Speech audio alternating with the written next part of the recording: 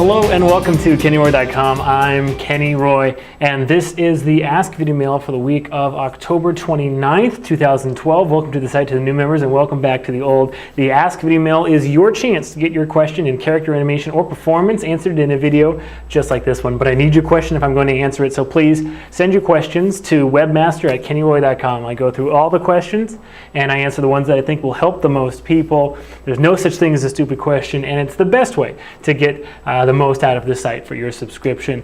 So the month is wrapping up. In exactly 1 week, I'm going to be doing the drawing to choose the person who wins the lifetime membership giveaway. There is still time though. So today, tomorrow, 29th, 31st, and the next day, month of October, anyone who still signs up for the free trial, the 30-day free trial, is automatically entered to win a lifetime membership. And there's something for members as well. If you are the person who refers the person who gets the lifetime membership, you win a lifetime membership as well. And this is open to anyone who's even on the free trial. You can refer members. All they have to do is put in your exact username on the form when they sign up, and it'll automatically be done. So get going, refer your friends, bring them on board, and I hope you're enjoying the site if you are on the 30-day free trial. Tell people about the site. The only way that we can build the community is to get the word out there. So I appreciate all you do. I appreciate you being here. Thank you for being part of the site. I'm really stoked right now. I am just like super stoked. If I were a squirt gun, I would be the super stoker. A little bit of a far walk, but it'll make sense if you think about it. Maybe only two Americans. So the reason is because finally have a little bit of traction on a little painter. We've got some voiceover done, and things are going to be unstuck finally. Get past all that SAG, all that union stuff. Boy, what a long time it's been. Patience is not one of my virtues. It might seem like I'm patient, but I have patience with one thing, and that's animation, and literally animating itself. Everything else, I'm very impatient. So it's been tough, but more news on that. You'll get an update as soon as I can get to it. You'll be let in the know, and I'm very happy to be working on that finally. Let me see what else. I think that's all for announcements. Just take a look around the site. Of course, there's a lot to be found. And I just want to remind you all one more time that the affiliate program is free to join. And basically, all it is you just get an affiliate ID, and then you just put your ID on the end of any link that you do back to KennyRoy.com. And if someone clicks that link and then later signs up, then you get actually a percentage of earning for their subscription. So I have a couple people that are earning money every month on KennyRoy.com because they referred members. But it's only a couple. I would think that a free program like this, no obligation, you don't even have to be a member to sign up. A lot more people would do it. So check out the affiliate program link that's on the left, okay? Or the left, right there. All right, that'll do it for announcements. Cool question this week. I think you're going to like it. Let's take a look.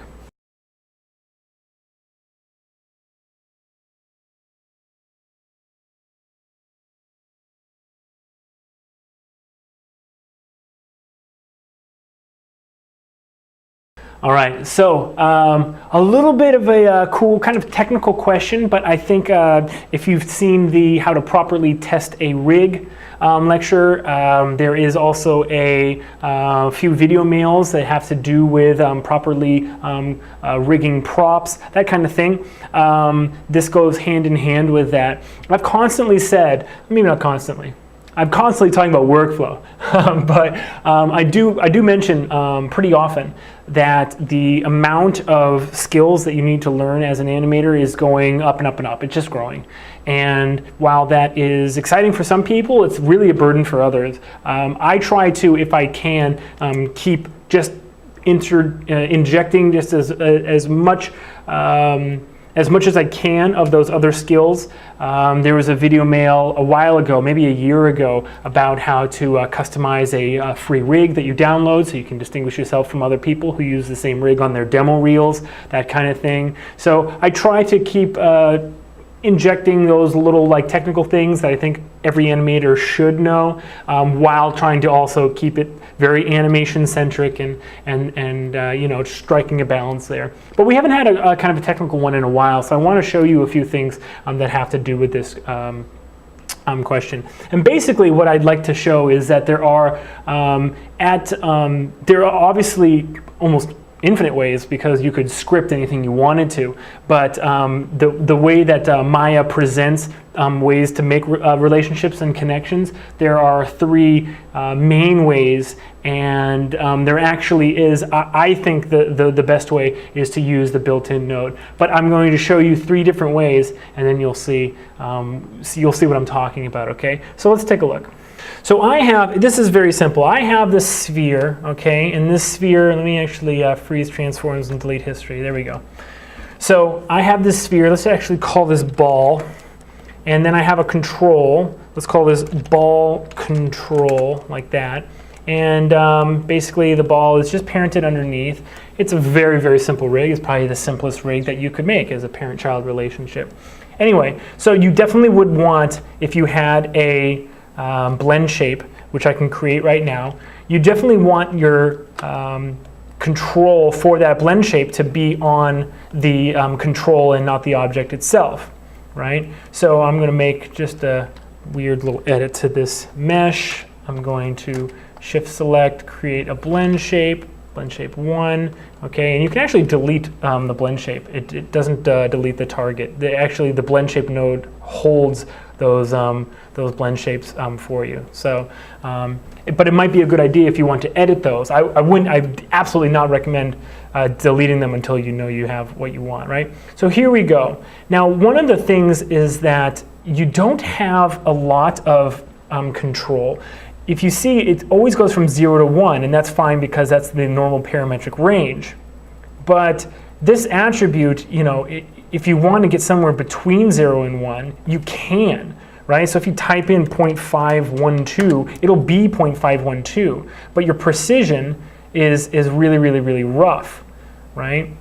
So how do we get more precise? And that's really what I want to show you is how to get the most precision on your controls, okay? So you can obviously go up to edit and then settings and then go to precision, or sorry, settings and then go to slow, sorry, that's what I wanted to do. And then when you have slow, it actually makes it so that you have hundredths. So instead of tenths of a point, you have hundredths of a point, so see 0.84. And that's great and all, but other things, you don't want them to be really precise. See, I'm moving it back and forth, but it's really a pain in the butt for it to be so precise, or for the attribute to change so slowly in the channel box. So the slow setting on that is actually a little bit cumbersome when it comes down to it. So what I'm going to do is I'm going to show you how to get the three different levels of control. The first one is just a straight up connection. So I'm going to add an attribute to this, and I'm going to call this, let's call it bulge, okay? Because that looks like a bulge if you ask me. You make it a float, okay? And then the minimum is 0, and the maximum is 1, and then the default is 0. And you do that so that there's no value dialed in by default. And then you do a straight up connection. It's very simple. Go to Window, General Editors, Connection, oops, not Visor, Connection Editor, okay? And then it'll automatically load the selected node into the left. You want to select the ball, but you also want to select the blend shape input, okay? And hit reload right. And now what you'll notice is that sometimes the blend shape actually isn't loaded, but the ball transform node is. Another way is if you select the ball and go to the attribute editor and select the blend shape node and then hit select over here and then reload right. And it'll give you just the blend shapes attributes, not the ball and the blend shape. And anyway, the weight channels are what we want to control. So if we just click on bulge on the left and click on weight of ball 1 on the right, now they're connected. And you can see that this is now highlighted, meaning that there's a connection there, okay? If you select the control one more time, grab the bulge channel and dial it up and down, there you have it. But then that's kind of a problem because you don't have that precision. So to get the kind of precision, you need to use one of the other three ways, okay? The three ways to get precision. One is to use an expression, all right? So this is how we're going to do that, all right? I'm going to go and I'm going to break this connection. Here we go. So now these are completely disconnected. I'm going to delete this attribute. I'm going to add a new attribute, all right? And it's going to be from 0 to 10, all right? And it's going to be the default 0 again. Now, oops, it needs a name. Let's call this bulge again, okay? Now we have a channel that, even though it's still the setting is still on medium, it actually is almost like it's getting hundredths because it goes from 0 to 10 instead of 0 to 100, okay? So the first way that we're going to get that precision is we're going to do an expression, okay? And it's a little bit cumbersome, but it works out okay. So we're going to go ball control bulge, and when you have that selected, it shows you what you want it to be. So I'm going to select this and hit Control C. All right. Then I'm going to select the ball and then go to the blend shape, and so in the editor here, go blend shape ball 1. Okay, so that's what you want. All right, blend shape ball 1. So the expression is going to be blend shape. Oops, sorry. You have to be very careful about case sensitivity. Dot ball 1 is equal to, just space equals space, and then paste ball control dot bulge times 0.1. All right, so this is dividing that by dividing it by 10. You could also do divide by, but I like to do all positive, positive things. So like multiply and addition as well. Then you hit create. Okay. Now it's got a different color because it's connected by an expression and not just a straight up connection. And basically, what this means is that when bulge is 10, that the blend shape is going to be 1. So as I dial this up, look. Now I have that really nice precision. And I could do this. I could make bulge go from 0 to 100. And then the expression would be multiplied times 0.01. And then I would have really, really, really precise control over this. Okay? So that's the first way to get that super precise. Okay? And that's okay. However, there actually are some problems with expressions. They sometimes evaluate weirdly because they evaluate in between certain plugins and certain attributes in Maya. For instance, if you have expressions that are added in between, like a blend shape and then like a skin cluster node and then like a smooth, like things can get kind of wonky, all right? And they are not the fastest way to do anything in Maya. Expressions are actually, because they're kind of like top-level math controls, they actually evaluate a little bit slower than some of the other ways. The probably easiest way is to do a driven key. This bulge is still 0 to 10, so we still have that control, that precision rather, sorry. One way is to do a driven key. If you go to animate, set driven key, and then hit set, the driver you want to load is the blend shape again. So if you load driven with blend shape selected, and then go to blend shape and hit ball 1, and then the driver, you select the control, load driver, and then make it bulge. Okay, all right, so bulge controls ball 1 on the blend shape, and then you hit key. Okay, that means that, oops, let me do that again. If you hit key with bulge at 0, okay, and the blend shape with ball 1 at 0, that's the target, okay, then it's going to connect those values. Then you grab the control one more time, go up to 10, grab the blend shape, go up to 1, set key again. Now, if you go into the graph editor, what you'll see is that there is now a driven key, okay, and a value of 0 means 0 on the blend shape, and a value of 10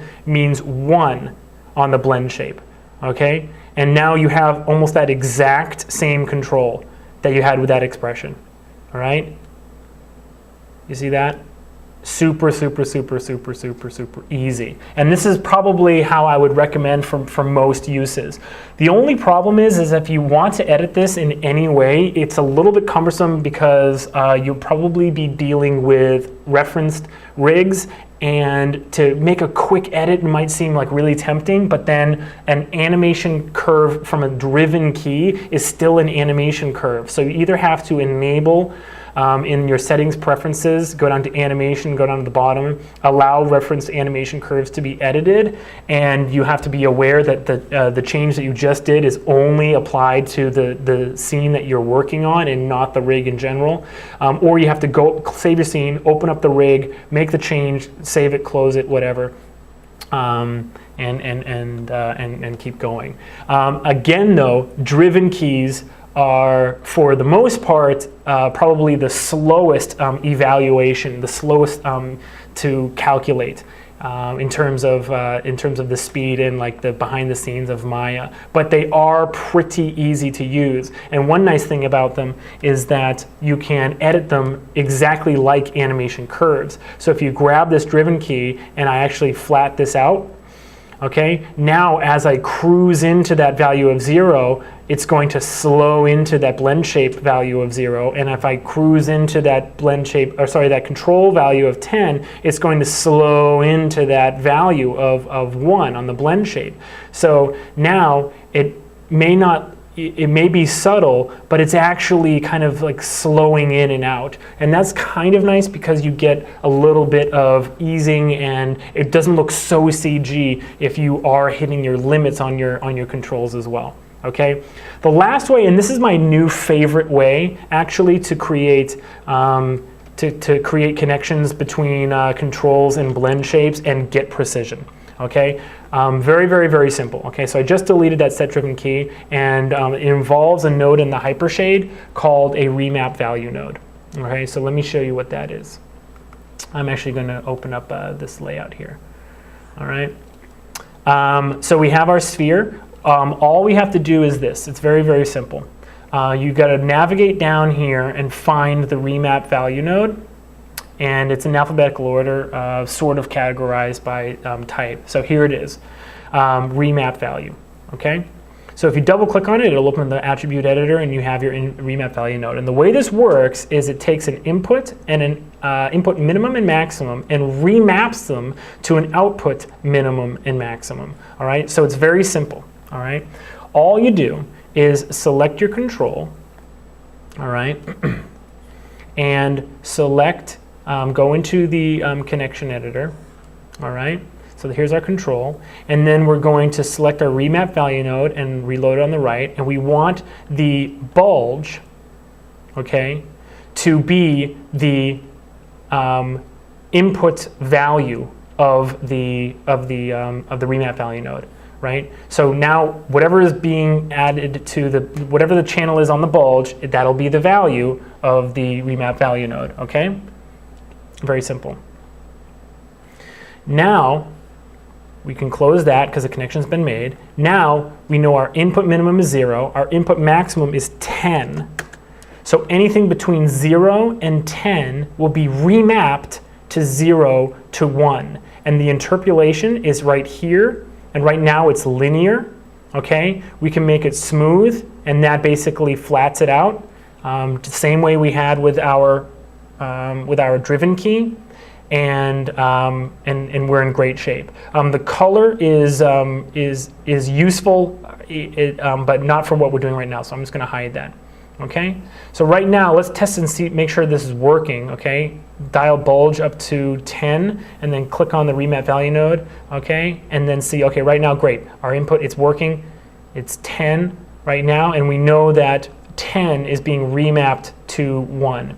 And now it's very simple from this point forward. We select our remap value node one more time, go to General Editor's Connection Editor, all right? Now we make our out value connected to blend shape, all right? Reload right. Out value connected to the weight of ball 1, and there it is. Now it's at a weight, and you can see down here, a weight of 1, all right? Now, that is probably the fastest and the easiest way that you can get the speed of the Remap value node. Because the nice thing about the Remap value node is that you can bet that any node that's built into Maya actually has a ton of optimization on top of it. And it may seem like, okay, well, this is a node that's in between my control and my ball now, and I'm actually paying computationally a lot for that. But actually, in reality, this is cheaper computationally than as a driven key and an expression. And it doesn't have some of the problems that are associated with expressions because you're using connections, okay? And so here we go. Now we have that awesome control where we have that really nice precision. We can dial it up from 0 to 10. We could have made this 0 to 100 and got 10 times as much precision, but obviously that's up to you how much precision you want. All right. So that is the 3 ways that you can connect your control to your blend shape node with a lot more precision than you get just from working with the channel editor and just like default values with Maya. I really appreciate that question. That comes up a lot, of course, as we're working on characters here at the studio, but also, I mean, you guys probably should be at least a little bit spending some time in your training, experimenting around, doing just like little tests here and there, like, oh, I'm gonna try to, I don't know, add a deformer to a flour sack rig, or I'm gonna see if I can rig a box, to be like a bouncing box or whatever. It does take a little bit of time away from your character work, of course, but in the end, it'll pay dividends if you ever find yourself in a pinch. So anyway, that's how you do it. I hope that made sense to you guys, and you follow along. And I think that'll do it for this video mail. Please send more questions. I love getting questions, and I can also take your Maya files. So if you're stuck, it doesn't matter if it's a performance problem or a technical problem. If you're stuck, send me your Maya file. I'd love to take a look at it. Only thing I ask is that you don't have any copyright rigs or anything that I shouldn't be taking a look at or displaying on screen. That's the only rule. But please send me anything you can. The address to send your questions to is webmaster@kennyroy.com. I look forward to seeing more. Good luck with your animation, and as always, rock on.